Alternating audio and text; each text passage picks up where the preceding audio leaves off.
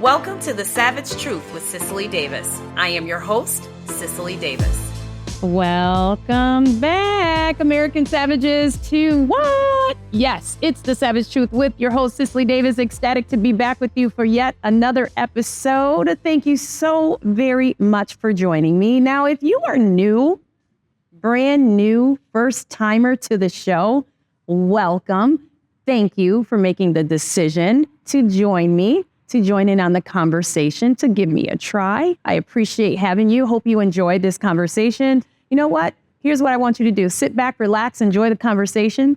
Come on back next time. Bring somebody else with you. Tell someone else about the show. Now, for those of you who are returning, you are the ride or dies. You are the ones who are consistently tuning into the conversation and contributing to the show. Thank you so very much. You are the reason I do this. It's an absolute privilege to do so.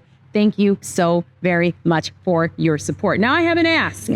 It's always the same.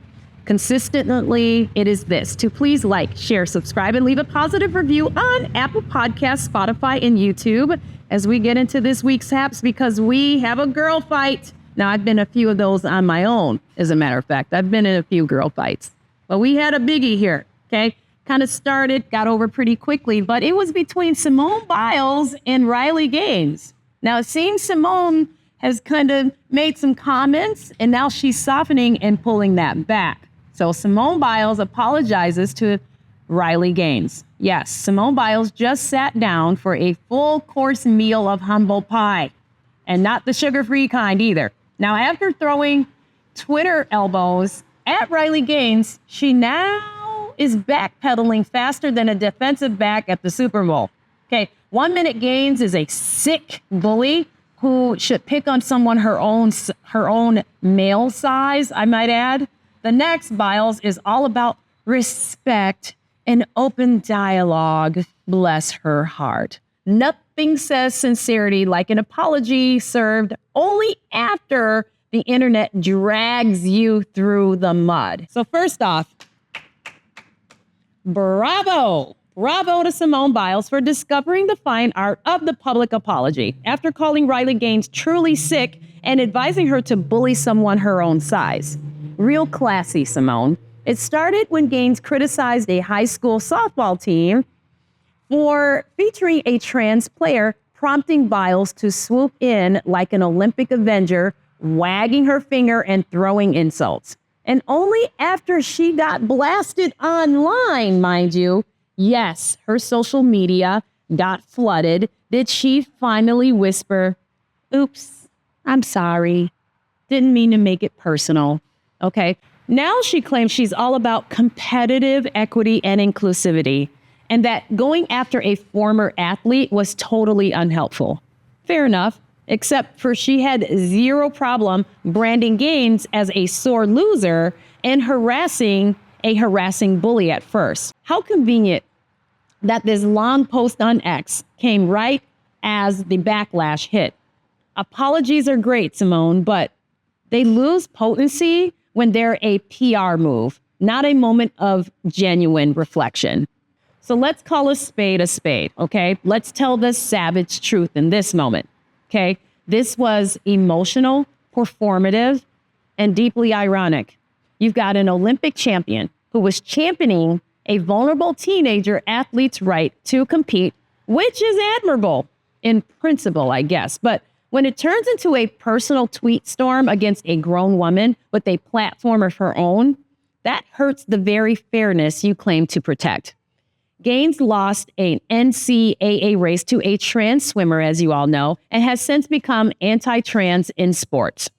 Biles could have debated policy, not attacked the actual person. And let's not pretend this has some brave moral stand here from Biles either. No, this was a virtue signal gone wrong. Riley Gaines has been one of the few voices with the courage to say what millions of women athletes and Americans are thinking, and parents, mind you, but are afraid to say, that women's sports should be for biological women only. And for that, she's public enemy number one to the leftist mob online. Now, Biles could have stood for respectful dialogue, but she didn't. Instead, She hopped on the outrage bandwagon, tossing out lazy insults to rack up the likes. That's what she did. That's not courage, folks. Okay? That's just following the woke script. If this feud actually proves anything, it's that even the worst decorated athletes can't resist the allure of hashtag drama. Here's hoping Biles' apology marks a real shift. Less zingers, more substance. And let's pivot to actual solutions. Fair competing guidelines, clear age categories, evidence-based rules instead of celebrity slap fights on X.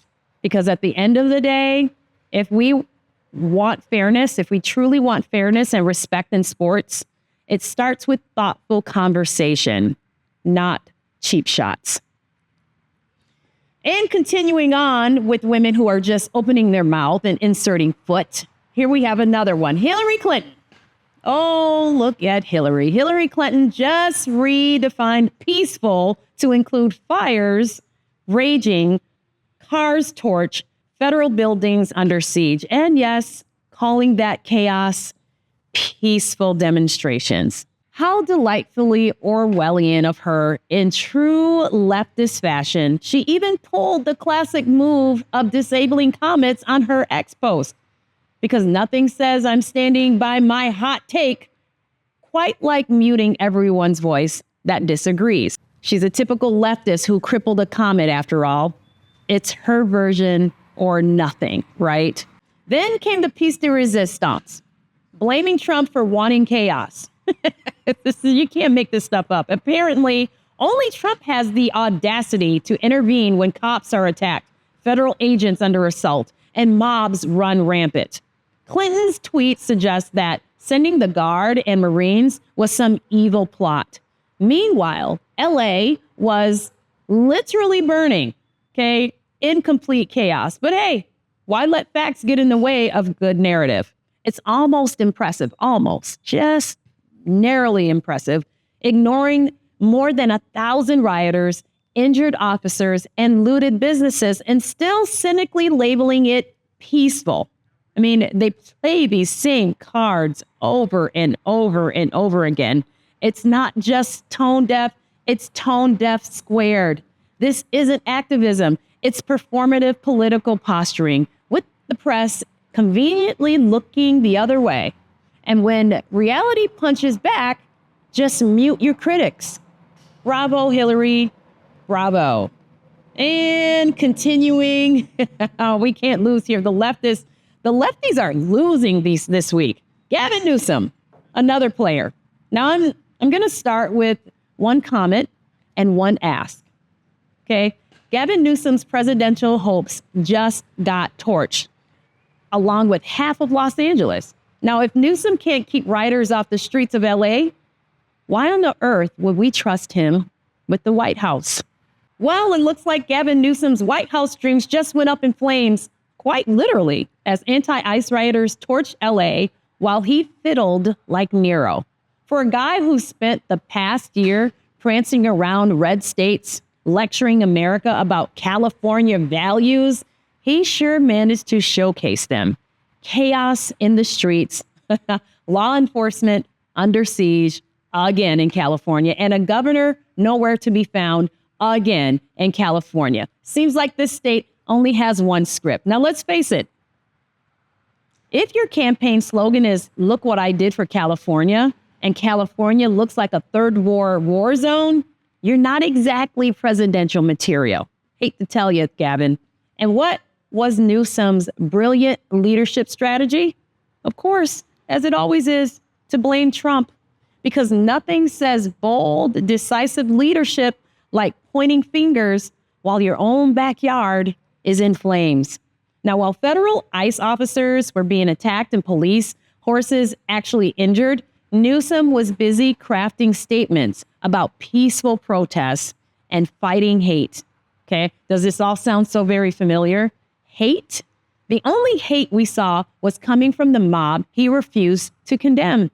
Maybe if he spent half as much time protecting California as he does promoting himself on MSNBC, LA wouldn't resemble a scene from Escape from LA. Now, let's not forget, this is the man who clearly saw himself as the next Democrat hope. He got the stick hair, he's got the slick hair, right? The smug grin, right? The overly white teeth, he's got the media fanboys ready to prop him up. But here's the problem. America just watched his state unravel on live TV. If you can't even handle the streets of LA, how exactly are you going to handle China, Russia, Iran? Are you going to send out stern tweets while Beijing storms Taiwan? Please. Gavin's audition for president just ended with a hard nope from the American people. So let's all raise a glass, put a whoop whoop in the air, because Newsom's presidential ambitions just got charred alongside the streets of LA. And for us conservatives, this is proof that Democrat leadership is nothing but press releases and PR stunts.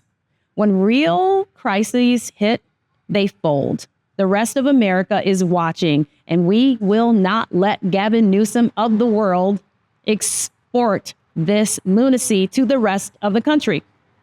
Now, 2024 was just a warm-up. 2026 and 2028, oh yeah, watch out for the conservatives. We are coming. Let's watch another episode of Savage Soldiers Coming Home.